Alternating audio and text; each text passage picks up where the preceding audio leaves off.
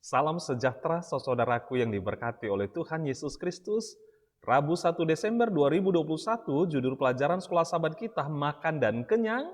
Kita akan pelajari bersama-sama, mari terlebih dahulu kita berdoa. Bapa di surga, terima kasih untuk kebaikan Tuhan hari ini. Tuhan berikan waktu kembali bagi kami untuk belajar firman-Mu mulai pelajaran sekolah sahabat.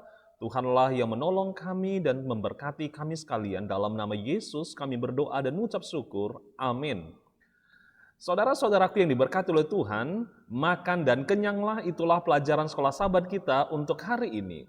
Seorang pemimpin gereja terdahulu yang telah bekerja di kantor General Conference Gereja Masifat ke-7 selama 34 tahun, menceritakan sebuah cerita tentang bagaimana dia dan istrinya di tahun-tahun sebelumnya ketika mendarat di sebuah bandara, kehilangan sebuah bagasi mereka. Tepat di sana, katanya, di dekat sabuk pengangkut bagasi dan di depan umum, kami berdoa berlutut memohon kepada Tuhan agar bagasi kami yang hilang bisa kembali.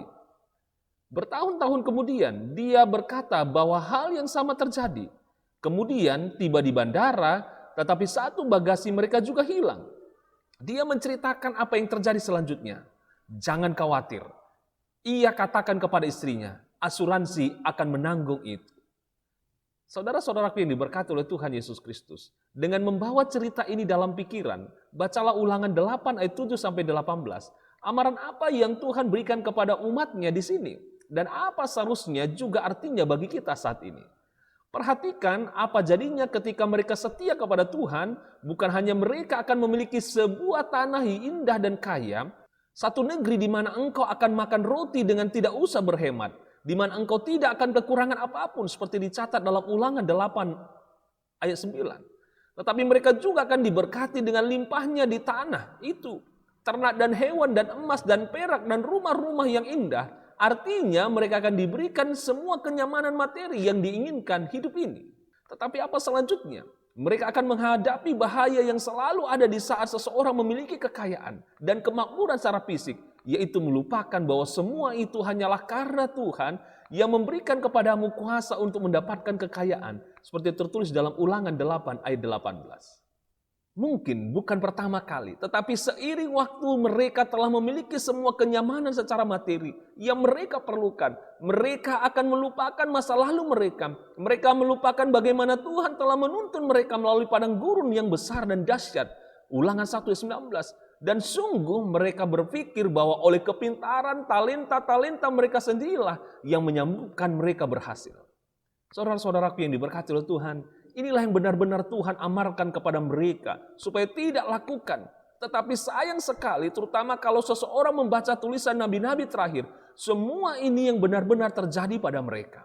Itulah sebabnya dalam kemakmuran ini, Musa memberitahu kepada mereka supaya ingat bahwa Tuhan sajalah yang melakukan semuanya ini bagi mereka. Dan jangan sampai mereka ditipu oleh berkat-berkat materi yang Dia sudah berikan kepada mereka. Ratusan tahun kemudian, Yesus sendiri memberi amaran dalam perumpamaan tentang penabur, tentang tipu daya kekayaan, seperti tertulis dalam Markus 4 ayat 19. Tidak peduli berapa banyak uang dan kepemilikan materi yang kita punya saat ini, kita semua adalah daging dan darah yang sedang menantikan semua lubang kuburan. Apa yang seharusnya hal ini sampaikan kepada kita tentang bahaya yang datang dari kekayaan? Dalam hal ini, kekayaan bisa membuat kita lupakan kebutuhan kita terhadap statusnya pribadi yang bisa melepaskan kita dari lubang kuburan tersebut. Saudara-saudaraku yang diberkati oleh Tuhan, kiranya pelajaran kita hari ini akan membuat kita dapat merenungkan kembali akan berkat dan firman Tuhan. Dan kiranya Allah memberkati kita sekalian. Mari kita akhiri dengan berdoa. Mari kita akhiri pelajaran sekolah sahabat kita hari ini dengan berdoa. Bapa di surga, terima kasih buat pelajaran sekolah sahabat hari ini. Kami dapat belajar bersama-sama. Kiranya berkat-berkat yang Tuhan karuniakan akan mengajarkan kami untuk senantiasa bergantung kepadamu di dalam kehidupan kami. Mengingat akan kasih dan berkat-Mu. Berkati kami sekalian Bapa, biarlah urapan Roh Kudus tercurah bagi kami sekalian. Iman kami semakin bertumbuh dan kami semakin disadarkan oleh firman-Mu pada hari ini. Terpujilah Tuhan, dalam nama Yesus kami berdoa dan mengucap syukur. Amin. Saudara-saudaraku yang diberkati oleh Tuhan, biarlah kita akan senantiasa bersama-sama untuk belajar sekolah sahabat untuk esok hari. Kiranya Tuhan Yesus memberkati dan menolong kita.